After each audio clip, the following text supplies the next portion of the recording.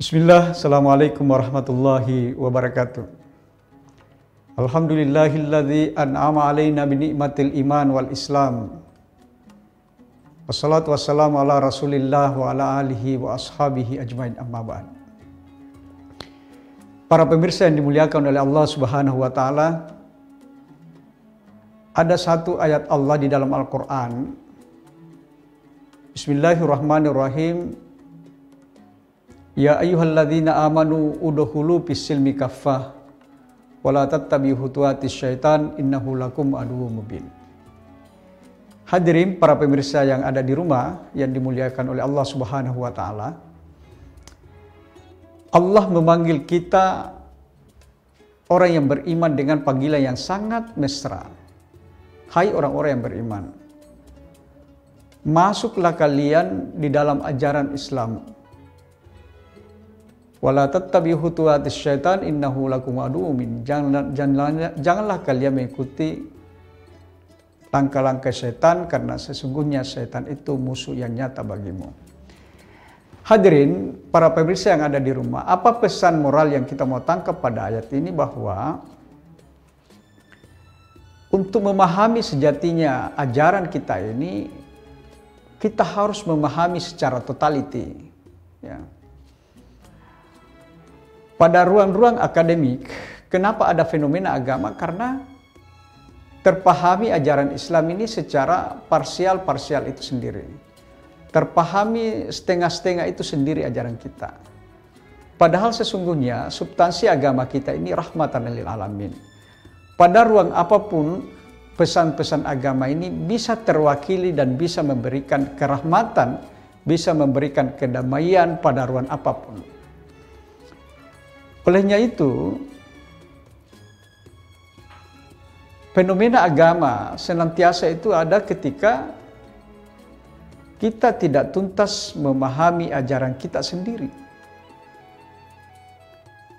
Bahkan tidak jarang kita jumpai saudara-saudara kita ada yang mengklaim, ada sistem klaim bahwa kelompoknya yang paling benar, kelompok yang lain yang lebih salah.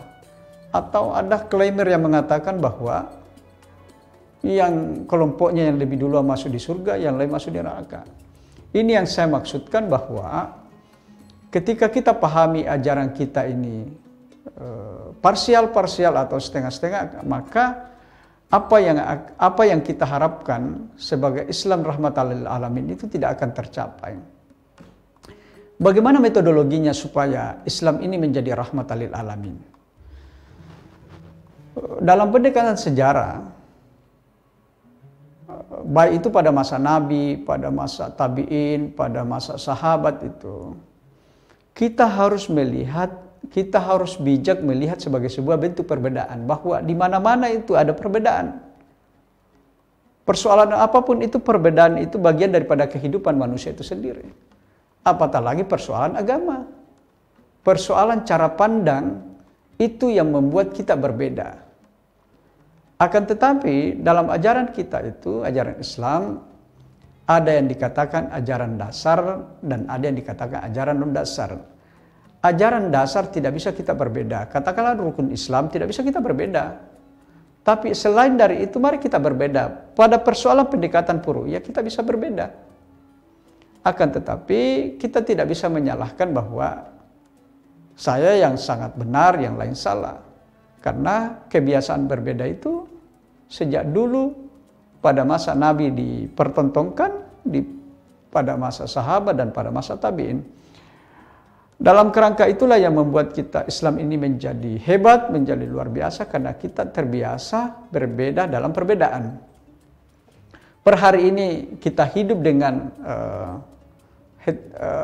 heterogen, hidup dengan orang lain. Kita harus melihat bahwa mereka adalah saudara-saudara kita. Tidak ada yang harus kita jadikan sebagai sesuatu yang sangat prinsip kalau persoalan kemanusiaan. Dia adalah saudara kita. Ini kan Nabi dalam pendekatan sejarah sudah pernah contohkan. Nabi sering sekali berkunjung ke tempat-tempat non-muslim. Nabi senantiasa berkunjung ke tempat orang-orang Yahudi ketika membutuhkan hal-hal yang sifatnya kemanusiaan.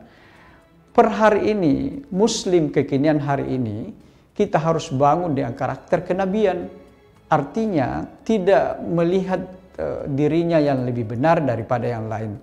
Dia adalah saudara kita semua bersaudara bahwa kita harus terbangun membangun ajaran agama ini dengan benar dan tepat pada nuansa moderasi beragama. Moderasi beragama per hari ini adalah harga mati untuk kita dorong untuk menjadi manusia yang kekinian atau muslim yang kekinian. Terima kasih. Assalamualaikum warahmatullahi wabarakatuh.